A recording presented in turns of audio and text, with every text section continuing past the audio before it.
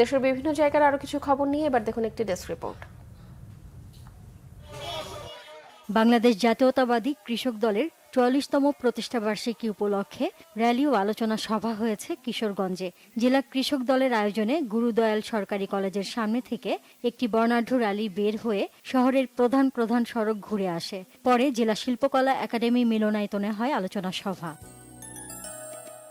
মানিকগঞ্জ জেলা কৃষক দলের সভাপতি গোলাম কিবরিয়া সাইদের নেতৃত্বে বর্ণাঢ্য র্যালি ও সংক্ষিপ্ত সমাবেশ করেছেন নেতাকর্মীরা। মাদারীপুর জেলা কৃষক দলের আয়োজনে স্বাধীনতা অঙ্গন থেকে বর্ণাঢ্য র্যালি বের হয়ে প্রধান প্রধান সড়ক ঘুরে আসে।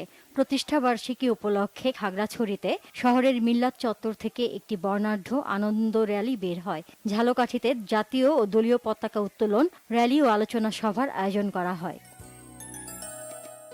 সিলেট সিটি কর্পোরেশনের মশক নিধন ও আগামী বর্ষা মৌসুমকে সামনে রেখে ছড়াখাল পরিচ্ছন্নতার কার্যক্রম শুরু হয়েছে।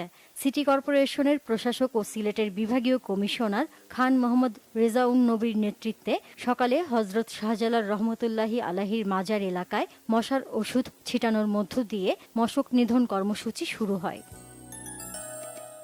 নোয়াখালীতে সাম্য ও মানবিক সমাজ বিনির্মাণে আলোচনা সভা হয়েছে। সদর উপজেলা যুব দলের আহ্বায়ক আব্দুর রহিম রিজভির সভাপতিত্বে এতে প্রধান অতিথি ছিলেন বিএনপির ভাইস চেয়ারম্যান মোহাম্মদ শাহজাহান। আন্তর্জাতিক মানবাধিকার দিবসে গোপালগঞ্জে গুমের শিকার ছাত্রদলের নেতাকর্মীদের মুক্তি ও হত্যার বিচারের দাবিতে মানববন্ধন করেছেন ছাত্রদলের নেতাকর্মীরা। সরকারি বঙ্গবন্ধু কলেজ শাখা ছাত্রদল এ কর্মসূচি পালন করে। বাংলাদেশ বিনির্মাণে তারুণের ভাবনা শীর্ষক যুব সম্মেলন হয়েছে সাতক্ষীরায়। উন্নয়ন সংস্থা সিডো ও অ্যাকশন এইড বাংলাদেশের আয়োজনে এতে প্রধান অতিথি ছিলেন পুলিশ সুপার মনিরুল ইসলাম মনির। রংপুর মেরিন একাডেমির তৃতীয় ব্যাচের ৪৫ ক্যাডেটদের পাসিং আউট প্যারেড অনুষ্ঠান হয়েছে। এতে প্রধান অতিথি ছিলেন নৌপরিবহন মন্ত্রণালয়ের সিনিয়র সচিব মোহাম্মদ ইউসুফ। পরে কৃতী ক্যাডেটদের মাঝে পুরস্কার বিতরণ করা হয়। কমিউনিটি সম্পৃক্ততা বিষয়ক প্রচার কার্যক্রম উপলক্ষে জেলা পর্যায়ে পরামর্শ সভা হয়েছে রাঙামাটিতে। এতে বাল্যবিবাহ বন্ধ, শিশু নির্যাতন বন্ধের বিষয়ে সচেতনতা বাড়ানোর উপর তাগিদ দিয়েছেন জেলা প্রশাসক মোহাম্মদ হাবিবুল্লাহ। ঠাকুরগাঁওয়ের বালিয়াডাঙ্গি উপজেলার ৮টি ইউনিয়নের ৯০০ প্রান্তিক কৃষককে প্রশিক্ষণ প্রদান এবং বিনামূল্যে জিঙ্ক ও আয়রন সমৃদ্ধ ধানের বীজ প্রদান করা হয়েছে। আইডিআরএস বাংলাদেশের আয়োজনে উপজেলার বড়বাড়ি ইউনিয়ন ফেডারেশন কার্যালয়ে অনুষ্ঠানের আয়োজন করা হয়।